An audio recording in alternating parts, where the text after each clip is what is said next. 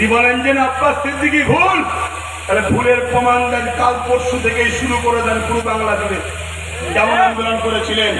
আমি ক্ষমা চেয়ে নেবো, জীবনের মজলিস থেকে ক্ষমা চাইবো, আমি ভুলছি ভাই। কি ভাই ভুল হতে পারে? আন্দোলন শুরু করে প্রত্যেকটা আলেম, প্রত্যেকটা উলামা, প্রত্যেকটা মসজিদ, প্রত্যেকটা খানকা, সব জায়গা থেকে আওয়াজ উঠবে ওয়াকাফ আমাদের, কবরস্থান, মসজিদ, মাদ্রাসা আমাদের ইসলামের ঐতিহ্য। এই ঐতিহ্য করে যে হাত তুলবে তার কারো হাতকে আমরা ভেঙে দেওয়ার চ্যালেঞ্জ দিচ্ছি।